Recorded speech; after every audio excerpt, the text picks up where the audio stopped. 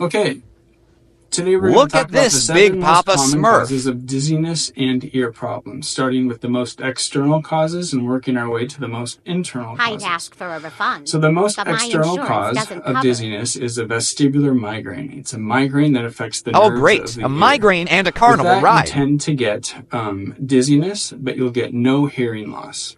And the triggers are typical migraine triggers, so neck tension, food issues, poor sleep, So, literally stress, Monday. that sort of Right stuff. after Sunday's scaries. Now we actually move to the ear. So the most external part of the ear is basically the ear canal, or what's called swimmer's ear. Congrats. And You that's got an just ear infection infection of from the trying ear to be canal. healthy. It's very I only tender to swim the in touch. self-loathing. It tends to be more bacterial than viral because as we get closer and to the brain, our body has more protection against bacterial infections. Survival of the fittest. And it will not affect hearing, or it won't affect dizziness. So, basically pointless So it's pain. the external Thanks, ear. evolution. So now we go kind of to the middle ear. Now with the middle ear, we're affecting the eardrum. So we will get some hearing loss, but we are not affecting the things that will cause dizziness. So the middle ear infection can be viral or it can be bacterial, and there's muffling of the ear as the A eustachian muffled tubes middle can be finger blocked, from your immune but system. you are not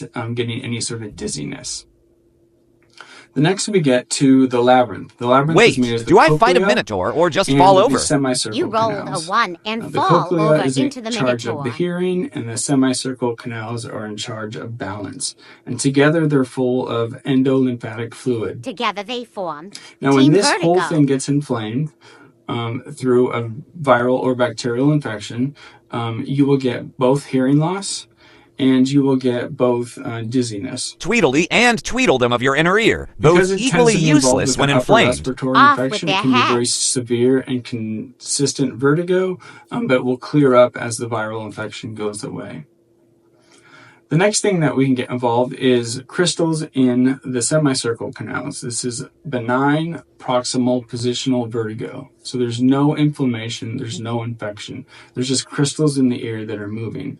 This type Cool. of vertigo I'm is dizzy really because of ear aggravated glitter. with head Fabulous position, and but is horrifying. fine when you're not moving.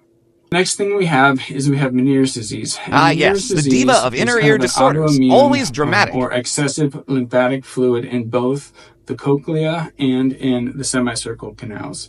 So you get both hearing loss and dizziness issues.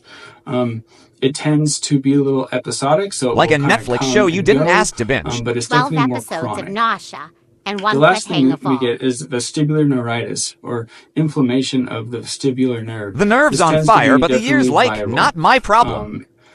Because it's the vestibular nerve, you tend to get really strong and severe dizziness, but it is not affecting the cochlea, so you don't get hearing loss. So it's dizziness with hearing loss. I hope that explanation kind of helps clears up maybe what's Totally. going I now wrong with fear you, and maybe migraines, things that you water, can do to sleep, help it. and gravity. Nailed it. Welcome to adulthood.